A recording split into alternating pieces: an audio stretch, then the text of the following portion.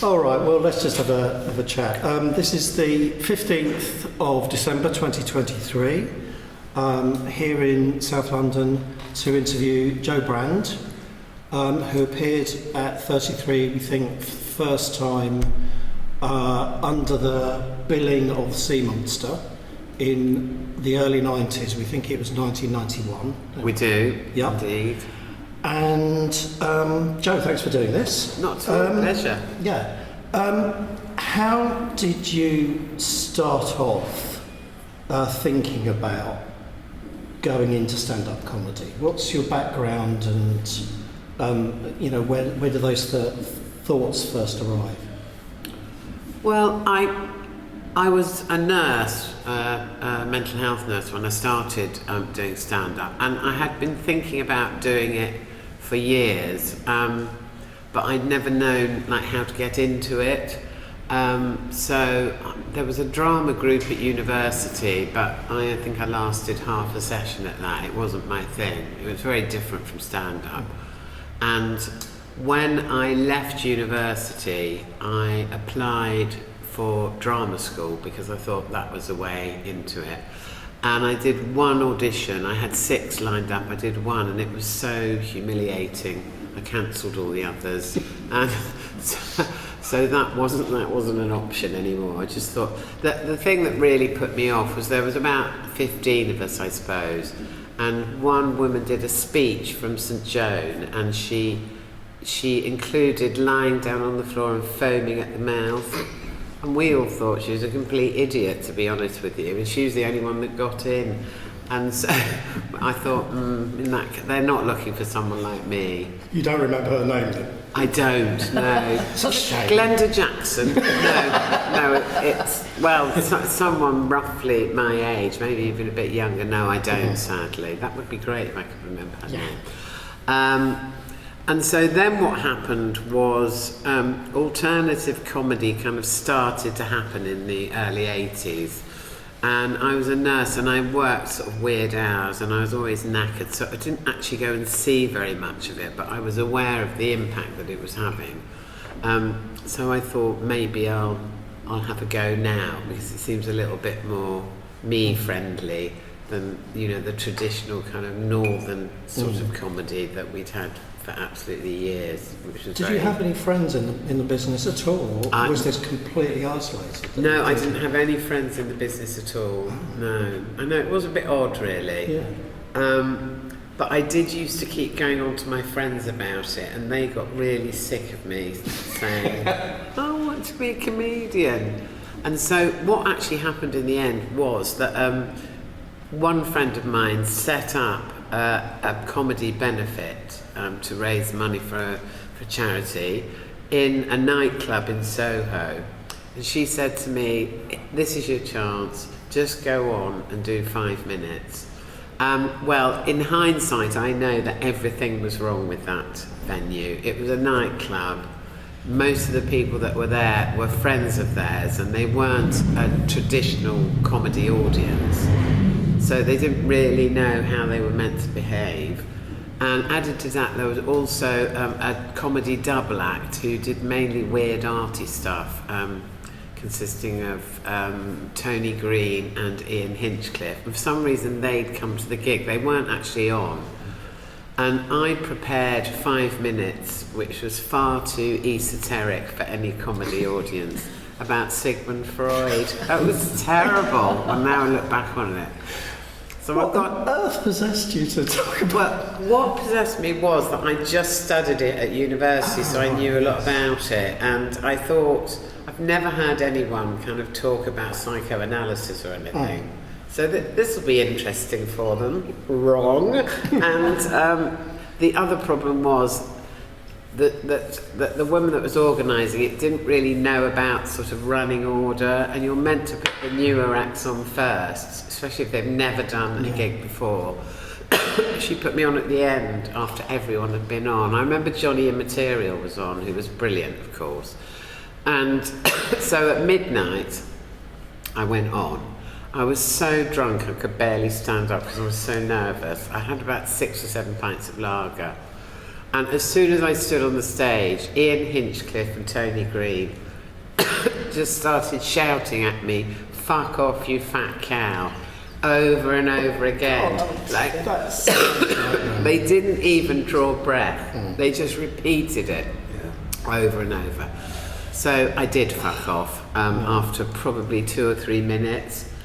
And so that was my first experience of it. Did you know them at the time? No, I didn't. Did I you had have a no go at idea. No. Well, they were right at the back, couldn't Right. see anything. Oh. And I wasn't inclined to go into the audience afterwards to try and pin down the two guys that had ruined it. So I found out afterwards, via a circuitous route, that it was them. So that put me off for about 3 months. And then I think someone said to me, look, it was all wrong, you shouldn't have gone on at the end. They weren't a traditional comedy audience. And I think if an audience is expecting comedy, they behave more like a comedy audience. So they said, why don't you get some gigs on the actual comedy circuit, which of course you could find out about in Time Out and City Limits. Which were both made of paper, young people. Well, I remember it, yeah. Yes. And so I looked in there and I rang a couple of places up because they all had phone numbers. And I was booked into the Goldsmiths Tavern in New Cross. And I was on with Mickey Hutton. And I think Vic and Bob were on that night as well, Vic Reeves and Bob Mortimer. And what happened was I thought I had this brilliant opening joke. Where basically what I did was I put a white t-shirt on just before the compere announced me. I had to try and time it right. I put a blood capsule in my mouth. Then I went on stage, picked up the mic, coughed, and all this, what looked like blood, went over my white t-shirt and said, "Must give up smoking," which I thought was absolutely hilarious, but nobody else did, and they just looked at me. And I thought, plough on. And I dumped my Sigmund Freud material back then. So I knew what was going to happen, because all fat people know what's going to happen when they walk on a stage. Either someone's going to say something about it or they're going to think something about it. So I was doing jokes about being fat, but I called myself the sea monster, which was the guy I was going out with at the time. His best friend used to call me the sea monster. I've got no idea why, and I thought, oh, that'll do. And so I worked that into a joke, and that got a laugh, so that was good. And it actually wasn't too bad. And weirdly, at that gig, someone came up to me, that was only my second gig ever, at the end, and said, I'm booking people for a show at the Gate Theatre in Notting Hill. Could you do 10 minutes? And I was like, I've got a booking already. So yeah, it was amazing. And with no agent or anything, you Nothing. just doing, Just off my own. So you'd regard yourself as a kind of an amateur at this point? Oh, massively. 2 gigs in. Yes. Big amateur. Yeah. Yeah. And did you start to get to know anybody on the comedy circuit then, or did that take a long time? No, it took ages. I mean, I only really knew the people that I'd been on stage with. Right. So by that point, it was Mickey Hutton and Vic and Bob. Oh, right. But I knew, but obviously not well. Can you describe the? I mean, obviously, having read quite a lot of stuff and sort of knowing what the scene was like, it was quite difficult as a woman on that circuit anyway. The alternative comedy circuit was overrun with men a lot. Was there any kind of political difference between the comedy scene then that you were trying to break into with the old kind of Northern Club kind of Bernard Manning kind of stuff like that? Was there any perceived difference? I mean, I know I've read that you'd had quite tough time with various gigs as a woman, really horrible misogynist name calling and stuff like that.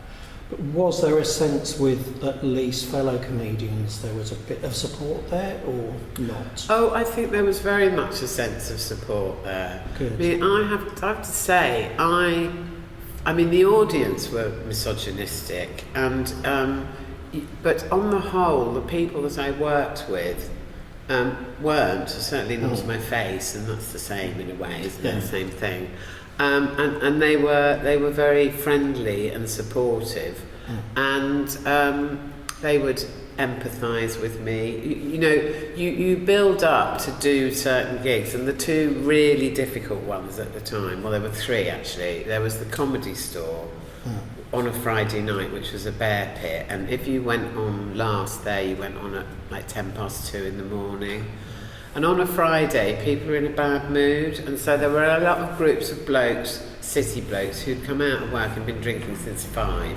So by 2 o'clock in the morning, you can imagine what state they were in. They were either unconscious or they were homicidal, and nothing in between. So they were awful. So there was the Comedy Store late show. There was Jongleurs, which only had one venue at the time. It expanded and then shrunk again. And that was in Battersea. They were particularly awful, that audience, because they were all groups of blokes on stag nights. Yeah. Yum, my favourite. Yeah. And in fact, I manoeuvred my way out of Jongleurs fairly early on, because I did a gig there one Friday night. The usual thing, group of dentists on the dentists, I say, on the table at the front, about 8 of them. All extremely drunk, and at one point one of them got on the table, unzipped his trousers, got his old man out, whatever you choose to call it, and just shouted, "Suck my cock, you fucking bitch," at me, right? So I kind of thought, that is beyond acceptable. And I'm not going to stay on stage. And I'd been on for quite a long time already. And so I just said, I'm not putting up with this. Fuck you, blah, blah, blah, whatever, and walked off. And then very interestingly, the guy that ran the club, when I came off, he was looking very stern and looking at his watch. And he said, "You've done 3 minutes under your time, and I'm not happy about that." And I said, did you just see what happened? And he kind of just sort of passed over it, really. So I said, well, in that case, I'm not working here ever again. And I walked out, and I never did work there again. Yeah, so, that was a joy, because I didn't want to work there again. It was horrible. Of course, the other club, which was famous, was a club called the Tunnel in Greenwich, by the Blackwall Tunnel. Right. And that had a very, very knowing audience who would play games with you. Right. They were almost like an entity, and they would decide. So, for example, I was on with Harry Enfield one night, and they were absolutely horrible to him, and he was brilliant. He was brilliant stand-up. And then someone came on after him, an open spot, and told a joke in Serbo-Croat, which lasted about 5 minutes, and he got an encore. So that's what they were like as an audience. They would sort of randomly decide who they would love and who they would hate. So, yeah. And what I used to do there is I would just come on and acting. I'm not a good actor at all, but I would actually pretend I wasn't fazed by them at all. So I'd come on and I'd get an absolute sort of wall of abuse from people in the audience.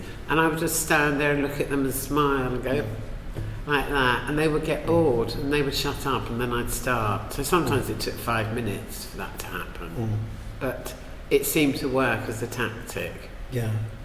And your background as working in mental health, I mean, would you say that helped?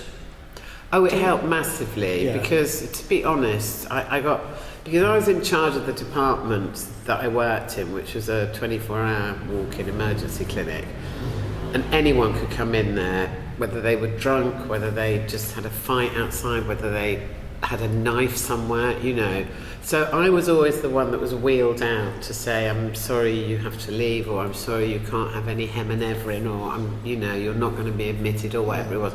So I was the front for all the abuse. So I got absolutely loads, and I have to say, it was more imaginative and it was more cutting than most audiences ever managed. So in some ways, it did sort of wash over me a bit more. I knew a lot of women in those days who started, and they just couldn't take the abuse, and I don't blame them. I was kind of inured to it, really. So when you were doing those first gigs and you didn't have an agent, what was the kind of tipping point where you thought, I got to get an agent and get representation and get more gigs and sort of learn how to do this? I never thought that. No? No. What happened was I left the Comedy Store right to the last minute because I thought people are constantly hassling them and trying to get gigs there, and it never works. They always just work at their own pace. So eventually Kim Kinney, who ran the store at the time with Don Ward, rang me up, and I'd never met him before, and he said, would you like to come and do the Comedy Store? And I was like, yes, he's asked me. It was an absolute breakthrough moment. And then I was also contacted by, I think it was LWT at the time, and they said, oh, we're doing this show called Friday Night Live. Would you come and audition for it? So I did, and I got offered a slot on Friday Night Live. And after that night, on that night in fact, and I have to just say it was such a weird night, because first of all the Pogues were in the dressing room next door to me, and they had a fight while I was waiting to go on. So there was just lots of chairs smashing and the mirrors kind of tinkling as they were smashed. They were all so pissed. And Mark Thomas was the other side. Mm-hmm. And Mark Thomas was negotiating how much swearing he could do, which was so entertaining. And I heard him say to the producer, if I get rid of one of the wankers, can I have 2 toffee bollocks? And that was like alternative comedy plus telly to me at the time. It was brilliant. And at the end of that show, a woman came up to me and said, hello, my name's Vivian Claw and I'm an agent and I'd like to meet you and discuss. And she's the only person and the first person that ever approached me. And I thought she seemed great, so yeah, I signed with them. All right. And you got heckling during that, even during that show, didn't you? I did, yeah. This bloke, what had happened, and I found it out years later, this bloke had been sacked that day, so he'd just gone out and got drunk. He worked for them, not for the show, but for the TV company. So he just shouted, get off at me. And the problem is, when you're doing, I mean, I didn't know this at the time, when you're doing live TV, you're literally being timed to the second. So I knew I couldn't go into a big heckle put down thing. So I just said, oh, thanks, or something like that, and carried on. And then about 6 or 7 years later, I was doing some local TV down in Southampton, and the presenter said to me, you know that guy that heckled you on Friday Night Live? And I said, well, I didn't see him, so I don't. And he went, well, that was me. And I was like, oh, how lovely to meet you. Thank you for nearly ruining everything before I even started. So I said to him, well, it was a live news show, and I said, well, I'm going to heckle you, but I'm not going to tell you when, so you can just see how it feels. And then I didn't bother to. Just the anxiety that introduced into his life. Hopefully was enough. Yeah. So tell me about going outside of London through Vicky and through the agents. Then when they said, look, we need to get you round the country. Then was that kind of a discussion that you had? How did that work? Well, yeah, that was kind of interesting, because actually they just did TV, radio, and that sort of thing. So in order to kind of to set stuff up, I also worked for Off the Curb, who they were a kind of a nascent version of what they are now. They're huge, and they've got so many acts, so many brilliant comics, and they had relatively few. I think they had Julian Clary. It was like that era. And so I had an informal relationship with them, and I think they kind of said to me, you need to do Edinburgh at some point, because that's just such a cliche, but it's true, I think. Because everyone from TV decamps to Scotland for a month. But they wanted to kind of send me out doing like smaller venues and just sort of getting used to it, really. So they organised all that, and it was through them. And so at the beginning, it's all very small. You're kind of, if you're going a long way, you're like, there was a lot of university gigs And you would just get yourself there, and then you would stay in some hideous B&B somewhere. I remember there was one particularly in Tamworth, which was in a pub, and I went into the pub, and as I got through the door, like the whole pub stopped talking, and they were like, "What is that? Is it a sea monster?" And this woman says to me, you've got to be back by 10:30 or we're going to lock the doors. They were like so unfriendly. So I got back at like 27 minutes past 10. I bought 6 bottles of pills, went in my room, which was just so unwelcoming and bare. And there was like one of those TVs that was about like 2 inches square, like on the screwed to the wall, like 6 foot up. Do you know what I mean? And it was just so miserable. So I drank them all one after the other, and I just passed out. That's how I managed that one. Yeah. And how were you actually earning a living by that time? Well, when did that tipping point get? I mean, how were you paid? What were you earning in the 1980s then? Well, as a nurse, obviously not very much. Right. But I had an idea in my head that when I was off of Friday Night Live, I thought I can't actually go on TV and still be a nurse in the emergency clinic, because a lot of it will be so weird for people, you know. So I handed my notice in before I did Friday Night Live, and I had actually saved a bit of money, and I'd got a little bit of money from gigs I'd been doing, like pub gigs and that. And so I thought I'd give myself 6 months, and if I can't support myself doing comedy, I'll go back to nursing again. And so obviously, having done TV as the first thing I did, I can't remember how much I got paid, but it was an absolute fortune to me at the time. Well, that'll last me a year, or it wouldn't really, but whatever it was. So I kind of managed to balance it out just enough for the first year, so I could survive on the money. Do you do doing the tiny gigs? I mean, we're talking about, obviously this is about the 33 archive and appearances of those kind of venues. They're not going to pay much. And I don't remember, we've got Muddy here who is the director of that. Do you remember how much you were? I can't remember how much we paid, but it certainly wasn't very much, because when I look at the things, what the audience were paying to come in was so little. That's when you see it, you just think it can't have been a lot. We didn't have a big budget because we weren't very well funded. We made our money from the bar mainly. Yeah, absolutely. I mean, just to give you an idea, I saw I doubt it was very much. I can't imagine it was really. Esther Paul. I can't find my old account books to see what I paid anyone, because it's all on paper. And I wouldn't imagine it was much more than like 20 quid or something. That would be around the figure I would say. Because all their grant support was for music and theatre. We didn't get any grant support at that time for stand-up and stuff. I would imagine as well, our venue, I don't remember any really bad heckling. I think that it went down really well. The audience in Luton just loved it. You know, you did your usual, but I think the fat one with the microphone, can you see me behind? Oh, yes, I'll just move the mic or you won't be able to see me properly. Yeah, absolutely. And that, I just remember it getting a big laugh. No one said anything nasty or anything, and I wondered if you found that very different going outside of London. Yes, I did. Places like that. They were much nicer because they had an artsy feel to them. Right. Whereas if you were doing pubs, you know, some pubs, depending on where they were great, and audiences sort of knew what to do.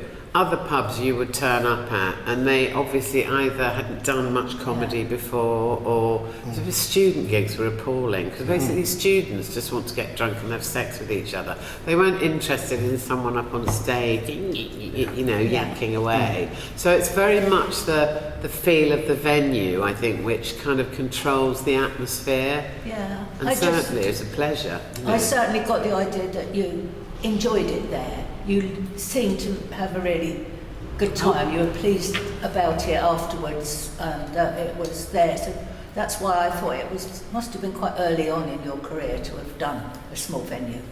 Well, yeah, and but it was lovely from our point of view as well to have you there. But you know that I still do small venues. Like earlier this year, I did a tour trying out new material, and I suppose I was doing, I don't know, 150, 200 seaters. They're the ones I like because you can actually engage with people. You know, whereas if you're doing these massive, great venues, not that I probably ever went above 2,000 or 3,000. I've certainly never done arenas on my own.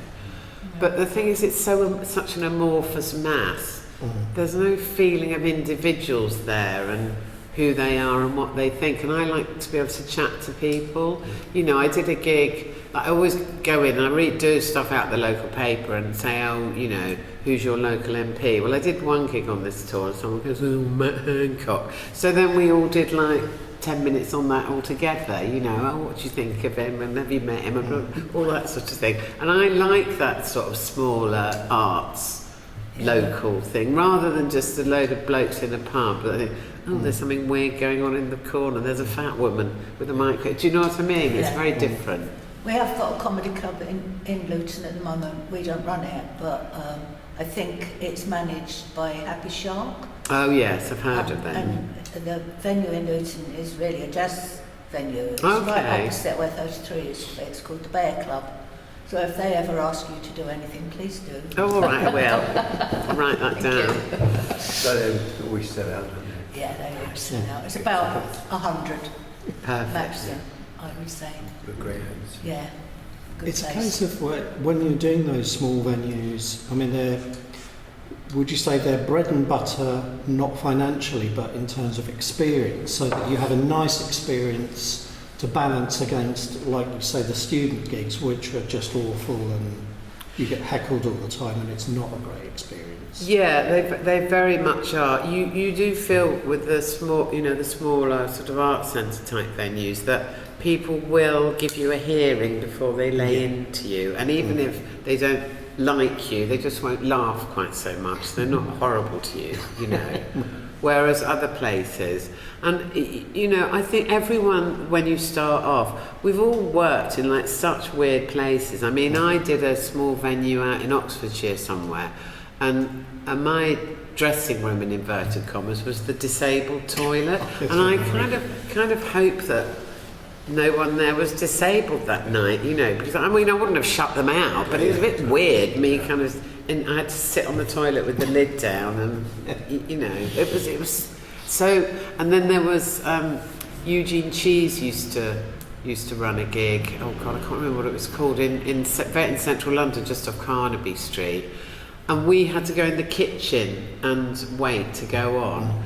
And there were no chairs or anything, you just had to stand up all night, you know, and there was like, well, at least they'd done the washing up, I think, but it was such a weird, you know, and you just got used to the weirdness of everything, really. It was fine.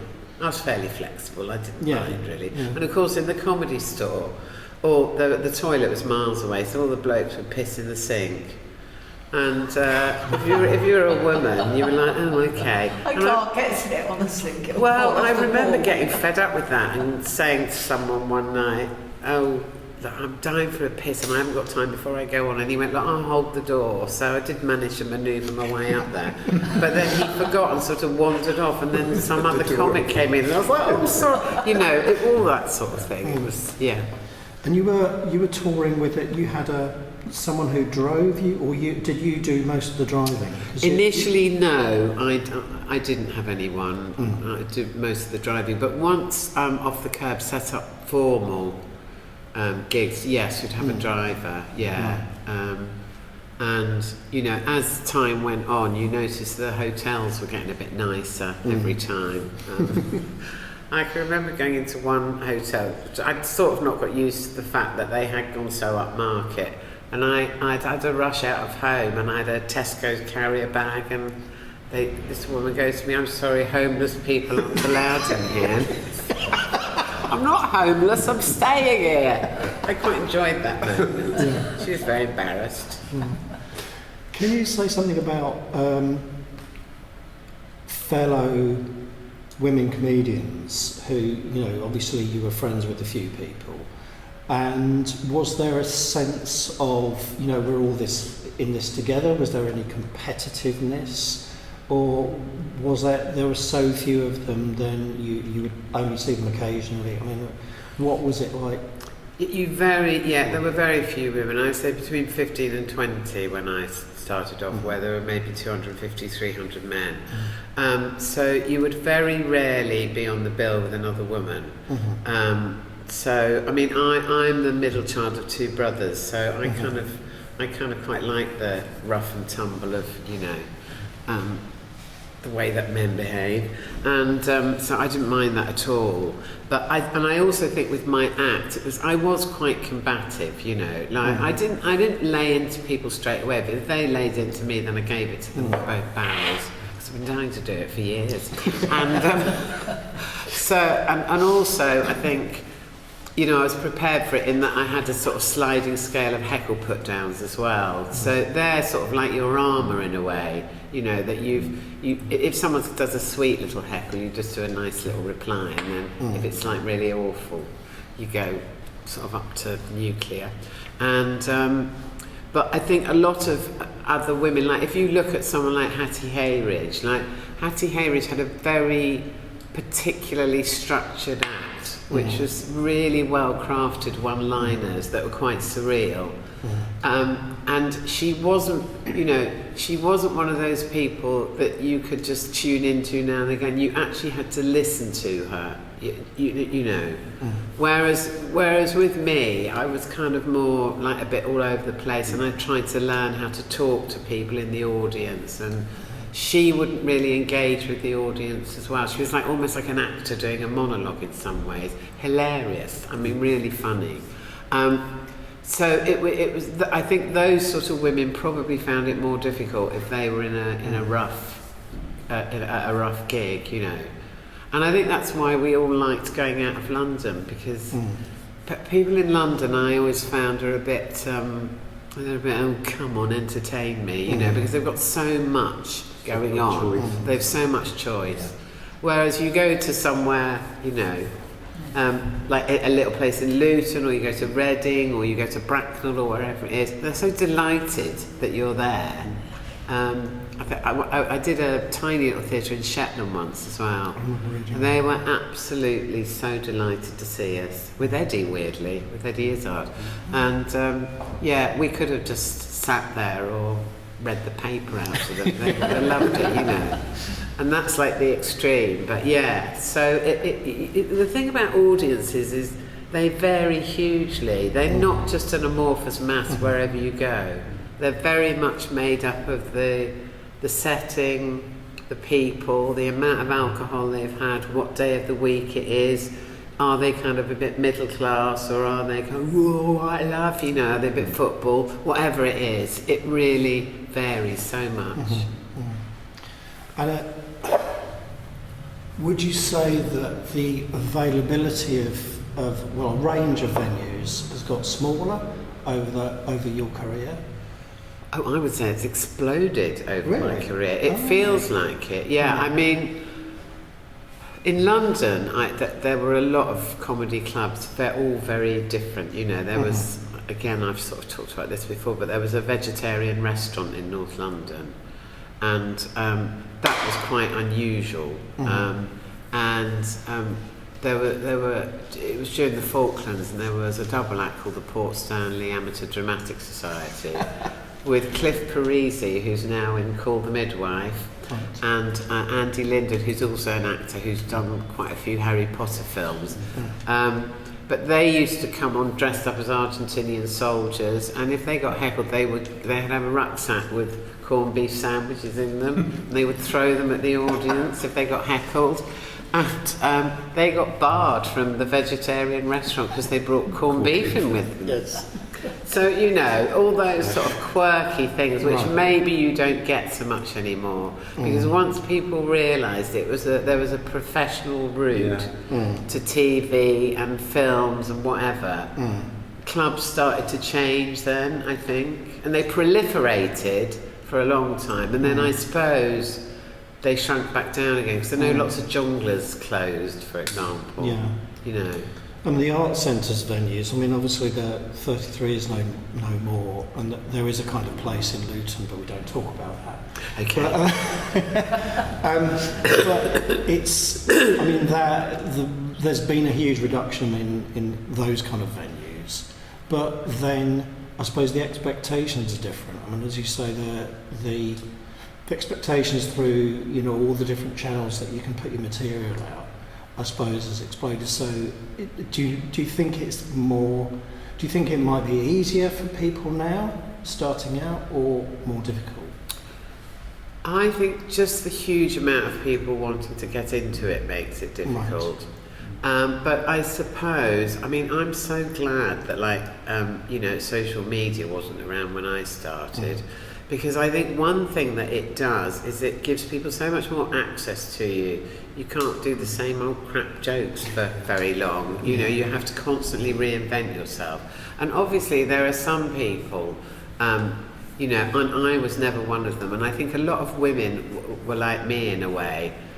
You'd tell them they've got to do 20 minutes and they'd go on and do 45, and it would throw out the entire evening because it would disturb the balance of how things were planned. It was really annoying, actually. Whereas women would tend to go on and either do exactly how much they were told or a couple of minutes under, because women, on the whole in those days, were not nearly as self-confident as the men. Because you're the matron of Women in Comedy? Oh, I am indeed, yeah. I just thought patron wasn't probably very... Matron's a good comedy word, isn't it? It's well being a nurse. Yeah, absolutely, it all fitted in. Yeah. But so you get to speak to people, up and coming women in comedy, and that's kind of a supportive network. Yes, well, we never had anything like that. Well, there weren't enough of us, really. No. But would you have wanted something like that when you started? Yeah, well, we did try a couple of things. First of all, we started a comedians union. I remember reading that, yeah. Yeah, and that was interesting because we held that at the Red Rose in Finsbury Park, which was a Labour club. So, you know, that was kind of the right politics. And for the first meeting, about 200 people turned up. And it was great, and then the next meeting probably about 70, and then the next meeting maybe 20, and I think really the problem with it is that comedians are quite solitary characters, and they're kind of not used to unionising themselves, if you like, because I think what that was about was people that ran clubs offering money differentials, so whoever went on last would get more than whoever went on first, you know. And personally, I've never agreed with that really, because I don't like the American system, and that's why I've never been there. I don't like that thing of, like, you know, they have differentials, don't they? Sort of, so first starter, second starter, and all that sort of thing, and they all get pecking order and different money, because theoretically I feel that a good comic who's good at their job should be able to go on anywhere. Which I remember there was a club called the TNC2 in Islington, and I remember, God bless them, going there one night and Sean Locke was on, and he said to me, oh, I really don't want to go on first, and he said, will you go on first? And I went, why? And he went, oh, please. I went, for fuck's sake, okay. So I went on first and absolutely stormed it, right, and he was really pissed off with me because it's really hard to follow. I know, I remember saying it serves you right.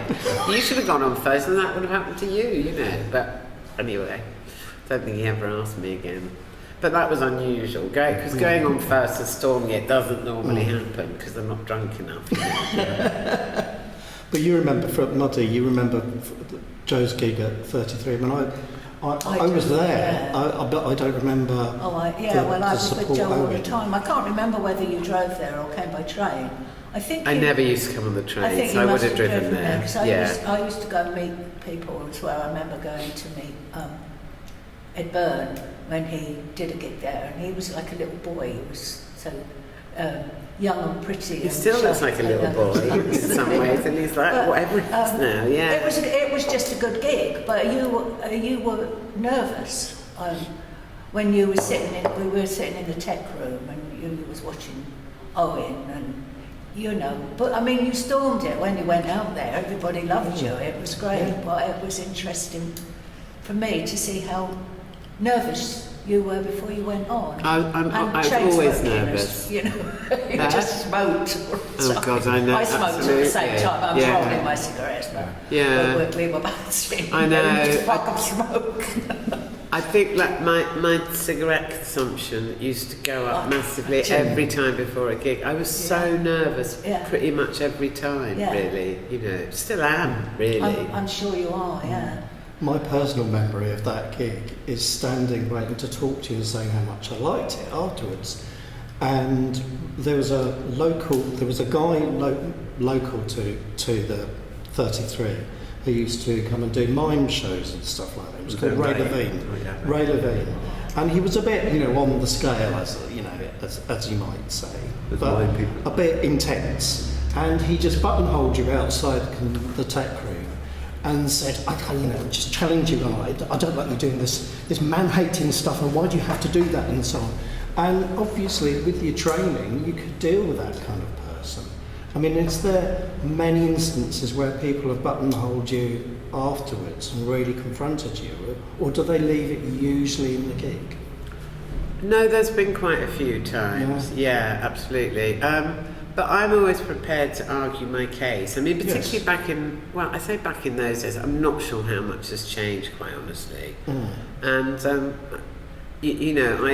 I remember this one guy just coming up and going, "You really hate men, don't you? You're so bitter."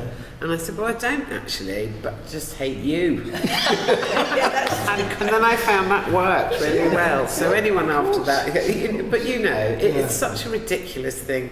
But then again, they only kind of took their, took their sort of lead from the tabloids, because that's why I was called all the time a man-hater, feminist. Ooh, what could be worse, sort of thing. And it becomes very, very depressing. So I kind of got a bit of that, but mainly, I mean, I suppose it stayed in the gig, or, certainly not, it didn't go outside that often, but certainly afterwards people would come up to me and, depending on how drunk they were, would express an opinion in a variety of ways. Can you talk about women in comedy and what that does for women working in comedy? Is it for just newcomers or all women working in comedy? What's the idea and structure of it? Of women working in comedy? Well, I think that certainly in my day there was this constantly repeated mantra, women aren't funny, So we were just seen as an amorphous kind of mass. Whereas if you looked at the men in comedy, you had your different performers. You had like Tim Vine, who did puns. You had people that did one-liners. You had surreal comics like Eddie Izzard. You had such a different variety of male performers, and that's what the women were in a way, but we were just all lumped in as if we were kind of a form of comedy. So is it an organisation or competition, women in comedy? Is it? Funny Women, it's called. Funny Women, it's a competition. And they have regional heats, and it's really popular. And they boil it down to 10 finalists, and then they put a show on at the Bloomsbury Theatre, and so you have your 10 finalists from different areas, and then they vote. I don't have anything to do with that side of it, but they vote for a winner at the end. And do you think it's a good? I mean, obviously you're the matron of the kind of organisation of the festival, so you think it's very, very much a supportive network? Very much so. I mean, they all sort of seem to get on with each other really well. No one was sort of being sort of negative or competitive or anything, and I think that's really helpful, because I think although we've sort of dealt with certain aspects of sexism, it's much worse in a way than it used to be when I did it, because of social media, and because people seem to think on social media they can say absolutely anything to you, much worse stuff than they would have dreamt of saying to you in person, you know, face to face, because they wouldn't have been brave enough. And so every single aspect of you seems to be picked over on social media, and with women comics particularly, a lot more of it is to do with their appearance, and you know, and certainly if they were doing that about me, I didn't have a clue because we didn't have social media, so I was living in blissful ignorance. I knew, I mean, I'm not an idiot, so I knew when I went on stage what the hecklers were, because they pick on the first thing that you, how you appear to them. So if you've got red hair, ginger jokes, you know. If you're like really, really skinny, blah, blah, blah. But in those days, I think that male comics were kind of inured really from that kind of abuse. But I've certainly noticed that start to change, because I remember that there was a couple of male comics who like fat like me, and over the years, like, I remember one of them saying, "I'm not doing stand-up anymore. I can't bear all the abuse about my weight." And like Bernard Manning probably wouldn't have got that. Do you know what I mean? Yeah. Because men didn't matter as a man what you looked like or how you were kind of, you know, you were safe in maledom from that sort of abuse. Whereas women it'd be totally sort of based on your appearance, nothing to do with what you said or anything, you know. So, yeah, and it's all sort of seems to have come back with a vengeance, because you know, 10-year-olds can watch horrible pornography online and have a kind of weird idea of women these days and what women are prepared to do. So I think, in a way, women are working even harder now to kind of counteract that attitude, really. Are you glad you've diversified into writing and some acting and you know, the novels and the stuff like that? So you aren't concentrated on having to confront those audiences all the time? Well, I can't really see myself doing sort of pub gigs anymore, really. Very occasionally I will, if someone's doing like a benefit or something, and they ask me to do it. But the thing is, I know a lot of comics that had a kind of 20-year plan. You know, by the time I get to this stage, I want to be doing films in America, or I want to have my own show. I never did. I never even thought about it, to be honest. And so someone would say, "Oh, do you want to do telly?" And I'd go, "Yeah." Well, they'd go, "Do you want to do Strictly?" And I go, "No." "Do you want to do I'm a Celebrity?" "No." So I would just decide on a case-by-case basis what I fancied at the time.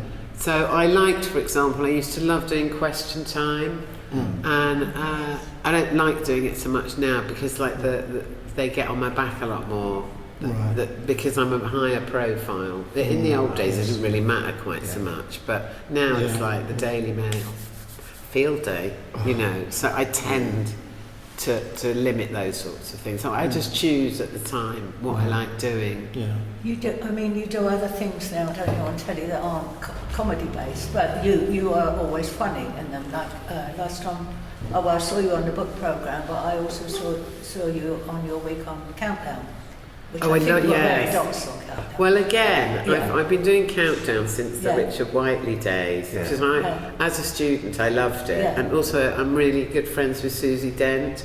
So because it's now, you know, because it's filmed up north, as it were, and she lives in Oxford, so we don't get that much chance to see it. So every series I try and do it, just so we can, you know, I base it on social things more, but I also love the show. I think it's great. Yeah, I always watch it. Well, you've been doing it a long time, because even when Richard Whiteley was doing it. Yeah, that's right. It's the longest running programme on television. Yeah, it started in first day of Channel 4, wasn't 1982 or something, was it? like that. But it had been on before, even then, because 4 brought it up, but it was on regional television even before that, so it had been running for about 2 years before that. Yeah. And obviously another one you do, which is comedy as well, but Extra Slow. And Have I Got News? Oh, Have I Got News for You? You do that as well. That must be quite good. I mean, those two guys have just been doing it forever, haven't they? They have. Yeah. I don't know, is it 30 years now? Something Nearly, like something like that. Yeah. The thing about that show is, and about Question Time, is I felt obliged to do them because I knew that a lot of women comics were a bit scared of going on, because it is quite a male format in a way. Formulation as well. And it used to be mainly men on it. Oh yeah. And I just think those things you need to sort of forge ahead, and if you think you're not being very good, don't worry, just swear a bit or bullshit, you know. And I got away with it a lot of times, and I think a lot of times I didn't kind of do so well, but I kind of thought, well, at least I'm doing it, you know. And now it's not unusual to see women on it at all, so I think that's great. What intrigues me about that programme, it never seems, when it's on a roll, it never seems long enough. Do you know what I mean? It seems, the sections seem to be really edited or... I always watch the extended version, Have I Got More News for You, which is on, and you get more of the other stuff in that they would perhaps cut out, which I find quite amusing. No, exactly, because they filmed 3 hours worth. Oh, really? Oh God, it's a huge amount. Yeah. So they have an awful lot to play with in terms of... So you can actually make that show look any way you like with the amount of material you have. So, but I wouldn't want to have editorial, you know, a decision in my responsibility, because what do you do? Yeah. Well, the moment when you actually stood up for the Me Too movement, you know, with Ian Hislop's sort of throwaway comments, that was quite I mean, that... My daughters were so excited. They went, Mum, you've gone viral. I haven't had COVID yet. I was surprised by that. No. Because I thought what I said was like fairly mild in a way, but... It was, yeah. But it just had had a weird reaction. And I think, you know, it's hard because you do feel like you're in a boys' club, and it's quite hard to break that. I remember because Quentin Letts of the Daily Mail was on as well, and he was I think he was like, Ian's not really like that, and you know, I like Ian a lot. I think he's hugely talented and he's very funny. But occasionally when he says those things, even though I like him and I get on with him, I feel I've got to say something because I'm like the only woman there. Yeah, absolutely. You know? Yeah. No. I mean, I thought it was a great moment of TV. It was just pushing back on, you know, women are complaining, you know, about very, very mild things. But as you said, you know, it's the cumulative, you know, effect. You Absolutely, know, like it totally is day in, day out, you know. Yeah. And if you're a really attractive woman and or if you're not an attractive woman at all, you just get different sides of the same coin, which is all about your values, about how you look. And either and both of them are absolutely so frustrating for women, you know. Women don't like it if they're really attractive, and men constantly go, oh, darling, I love your tits, or whatever it is. Yes. Some women do, and fair enough if they do. But all the women that don't like it, that come up in that category, are just as frustrated by it as if someone said that they look terrible, you know. That's interesting. Yeah. I've got a few questions from the ladies. As I said, at the garden centre I go to, they work in the cafe, and they wrote down some lovely questions, which I'm going to have to try. We worked out what the last one was, wasn't it? So they said, in the order that they wrote it down, who was the rudest celebrity you've ever met? Oh, I'm not going to go down that. People always ask that question. Who's the most horrible person you've ever met? And you're not allowed to say, really, are you? Well, professional. No, it's not that you're not allowed, but I mean, it's just, and it's not even a conspiracy to make someone seem nice that isn't. And I think a lot of the sort of acts around at the moment, that they've condemned themselves out of their own mouths already, so Yeah. I don't need to, You don't to need kind to of add do to that, that, you no. know. I'll tell you one because they're American and I don't care. I was at the Montreal Comedy Festival. Oh God, what was his name? Every year they fly over like a really old stand-up comic. Milton Berle. That's yes. right, him. And he was introduced to me backstage, and I was standing like this, and he came up to me, and they'd heard of this Joe Brand, who's like a UK comedian, and somebody said something like, "Why have you got your arms folded, girly? I'm not going to touch your titties."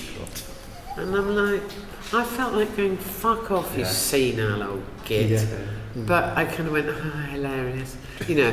And so that sort of thing. I think those men of his age just felt they had carte blanche to say anything they wanted to anybody they wanted to say it to.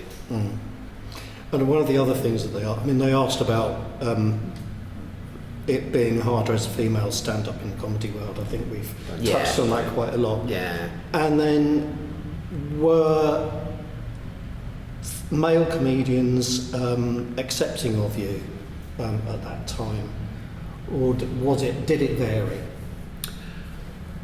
I personally found it very welcoming and supportive, and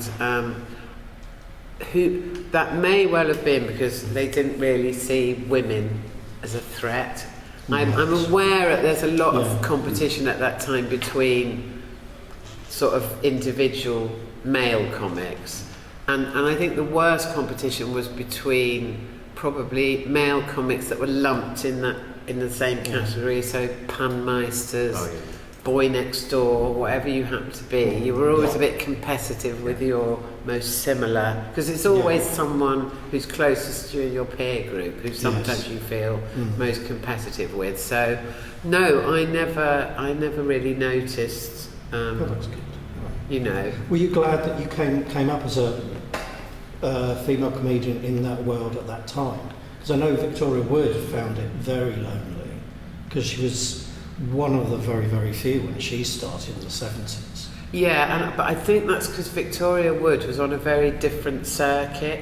You know, I mean, at least the men on the alternative comedy circuit, even if they didn't believe it, they paid lip service to sort of wanting to move towards more diversity, equality, you know, treating people with respect. Let's face it, Victoria Wood's route through, she would have met a lot of people that were dyed-in-the-wool, sexist old gits, do you know what I mean? And I think she probably did find it very lonely. I mean, I didn't know her that well, but I knew her fairly well, and I remember seeing her at the Royal Albert Hall, and I thought it was incredible, you know, and I said to her, you know, you're just so amazing, and I think the way that you construct jokes is so brilliant, and I really wish that I wasn't rude, and I want to be like you. And she went, I wish I could say fuck more. So, you know, no one's ever satisfied with their lot. No, they're not. That is wonderful, really. I mean, I'm fine with that, unless you've got any more questions. No, I think we've covered such a lot. Really. And once I get going, I can't shut up. Well, Sorry. I mean, I'd just like to sit and talk for ages, but I realised that, you know, I'd probably said enough for the tape now, and it's brilliant, Joe. It's lovely to see you again. I really enjoyed really it. Yeah, grateful, you thank too. It was so good. I was dubious about coming because, you know, I thought, does it need 3 people? But I'm so pleased I did. Oh. It was brilliant. To be honest, I mean, I don't know if you look back to those days, I think, oh, they were so much better. I mean, now it's like so overcrowded, and you know, a lot of things haven't changed. Like you still get the old Oxbridge, you know, the old Oxbridge kind of domination to a certain extent. I think there's certain things with venues that haven't changed at all. So you know, there was never a kind of a social element. So artists would finish their thing and the venue would close the door and they'd be kicked out. And I'd work in the music business, and it's the same. Do a gig and then looking at the watch to make sure you pack up quickly and leave. And, and sort of doing things in Europe sometimes where people buy you a dinner after the gig and all those kinds of things. Well, we used to all meet at the. We used to go to a kebab place opposite the Red Rose in Finsbury Park. Yeah. Maybe about 15, 20 of us, or else everyone would come down the Comedy Store. You know, after they'd done their gigs, and so there would be a big sort of sociable gathering, which was really nice. I don't know. I'm sure people do still do that. Yeah. Well, the other place was the Comedy Cafe in Whitechapel, where like the guy that ran it, Noel, he set up a room upstairs with a pool table and a little bar, and we all used to. Like a proper green room. Yeah, it was fantastic, and everyone would know. So I can remember, what's his name, Ross Noble. Because when I started, I was 30 and he was 16. I know, God bless him. And I remember him coming up there, and he was like, "Oh, I'm with all the grown-up comedians," you know. He was always going to be brilliant, though. Yeah. I remember going to see, I was at college with Josie Lawrence, Okay. or Wendy as she was known then, it's her real name. But it was Dartington down in Devon. And of course she was someone who, you know, you thought, well, she's going to do things, you know, immediately. But she did a long run of the Northern clubs and all that circuit, cabaret, working with Denise Black and this kind of thing. Right, yeah. But I saw her at the improv evening at Comedy Store years ago, because Paul Merton was there, Sandy Toksvig. And between her and Sandy Toksvig, I think they dared each other to be filthier than the other one. I mean, this is what they're like. So have you been tempted to do that night? The improv night? No, I was hopeless at improv. No. I did one night at the Red Rose once with Patrick Marber, actually. Yeah. And it's just not for me. Like, I remember he was on stage and he knocked at the door and I opened it, and then he said, "Are you the person that brings the sun?" And I just went, "No." And apparently that's called blocking. Got a massive laugh, but you're not allowed to do it. No, So you're not, he said, you're "You not, mustn't do that again." No. And I went, "Oh, that's the most fun." In my college days, we gathered in an old country house where everybody lives out in the middle of nowhere in Devon, and I was there with Josie or Wendy at the time and two other fellow students, and we decided to improvise a radio play overnight, and this was about 2 o'clock in the morning. It was a real all-nighter. But I'd been up to the toilet when they decided on the plot, and when I came down, "You're this," and so on, "let's go." And I had absolutely no idea who I was and so on. So a lot of it was, "Oh, who are you, whoever you are? I've forgotten your name." And she was like, "I am the woman who fiendishly fucked and then left off." And this kind of thing. And she was, you know, as filthy then as she wants. She had to a be regular now. slot on Friday Night Live, didn't she? She played Yes. that character, what was it called? Oh, the alien. From Craigley Heath. Yeah. That's right. I remember her being Well, like yeah, she had a Harry couple Enfield of every week she was on, because it was a big time of character, you know, like It was, people playing characters Stavros and stuff like and that. Yeah, all that. loads of money and all that, Oh God, yeah. Has moved on. Well, they did a revival of it, didn't they? That Oh was- yeah, I did that. Oh yeah. of course. Yeah, I did. Yeah, that was a weird night. Was it? It was, because it was like there was me, Julian, Ben Elton, and then Oh right. all the youth.